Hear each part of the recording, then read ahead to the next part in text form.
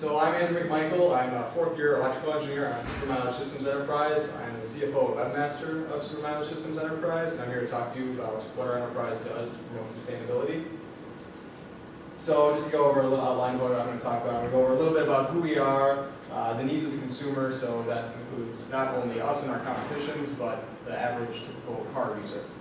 Then we're going to do a little bit about vehicle losses, and then our recent achievements, our goals, and then I'll open up for questions at the end. So taking right from our mission statement, Supermileage Systems Enterprise is a student-run, multidisciplinary organization interested in the development of automotive systems and hyper-efficient vehicles to promote sustainable transportation. It's a pretty big mouthful, but that's pretty much what we do. So obviously we don't expect people to drive around in our car or anything like that, but we're interested in hypermiling, or using the little amount of fuel we possibly can to get as far as we need to go. So, first of all, what do you guys look for when you're interested in purchasing a vehicle? Safety. Safety, that's a good one. I'm guessing some of you will want heat in the winter or something like that. Probably power steering too. So we have all of these systems that energy that we lose is coming from somewhere. It's coming from a fuel tank. So in our car, we don't have anything like that. We don't have air conditioning, we have no suspension, no power steering, we don't have anything like that. That's not important to us at all. All we care about is using the little, I think 10 grams of fuel is what we use in our competition. 10 grams. So when we look at the typical drive cycle, this is what the government uses to test your fuel economy in your car right here.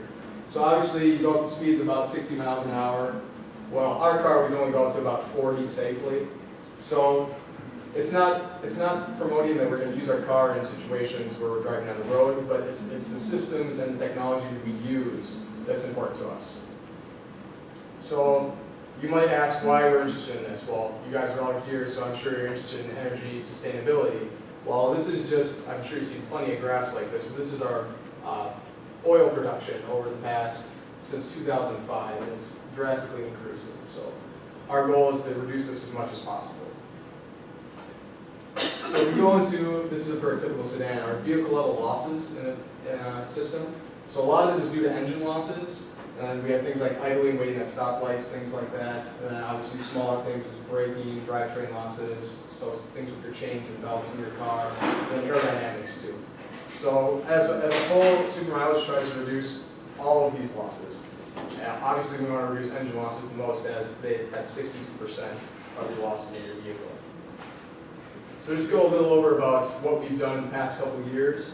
So in June, we took part in SAE Supermileage competition, where we got 793 miles per gallon and 4th place overall. And so we were using a larger engine at this competition, so if you take into account the displacement of our engine, we actually took 1st place with our engine. And we were one of the most consistent teams at competition. Obviously, you don't want to, in the winter, you don't want to sit in your car and not have it start. So at competition, we got in 5 successful runs, while other teams got 1 run of 2,000 miles per gallon. We're more about consistency, so it's more of a real-world situation for us. And our car without the engine weighs about 90 pounds. So that's significantly lighter than anything you guys would be driving. And so yeah, our driver almost weighs as much as our car, to put that in perspective. So then how do we do this? We have electronic throttle control and fuel injection. And believe it or not, we are designed to fit a 6-foot person in our car. And 95% of what we make can be made in-house. So we can't make the engine and things like that, but we fabricate everything in our shop. So just to go over a little bit about details of these projects. So this is the brake-specific fuel consumption for our engine, which basically it states that at 3,400 RPM of our engine, we will have the most output power for the minimal fuel consumption. So we've done research with our new engine over this last year, and that's how we got 793 miles per gallon. We also have things like electronic throttle control and things like that, which this picture doesn't do justice. But just to give you a perspective, this is our fuel can we use in competition, and we use about 10 grams. So that's less than the inch used of that in our competition. So this is our vehicle body. So the drag coefficient is about 0.09 theoretically. We don't have any statistics about experimental values as of right now.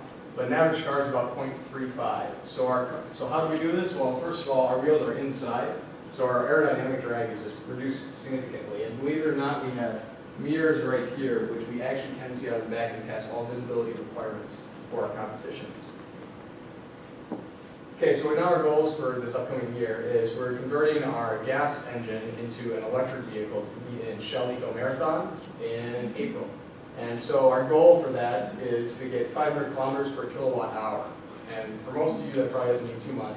But if you convert that into miles per gallon equivalent, that's about 9,000 miles per gallon. So how are we going to do this? Well, we're going to use a brushless DC motor, and we're going to custom build a motor controller so we can control exactly how fast we want to go and basically make the driver have to do absolutely nothing.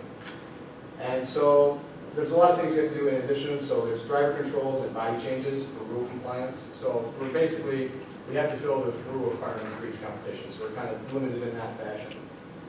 And we're also going to refine our engine tuning and reduce our engine displacement.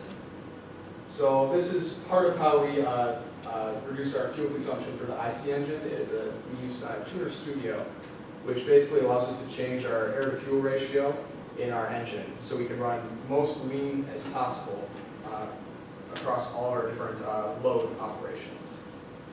And we're also going to be reducing our displacement in our engine by adding a cylinder sleeve. So instead of using 206 cc, we're going to probably, I don't know what the numbers are for this project because I'm an electrical engineer, but the basic idea is to reduce from 206 down to about 140, which is about what other teams are doing. And then this is the motor controller I was talking about. So, I mean, I can't really go into too much detail about this, but basically the idea is that we're going to be controlling our electric motor as efficient as possible. And while we have an engine loss of 62% in an IC engine, we hope to reduce that a lot smaller, around 10% due to heat and things like that in our actual electric vehicle. So, and also, this is the most significant portion of weight in our car, is the rear fork. So we're also going to redesign that to make it completely out of carbon fiber instead of aluminum, which is in there now. So even though our car is only 90 pounds, we plan to make it even less than that.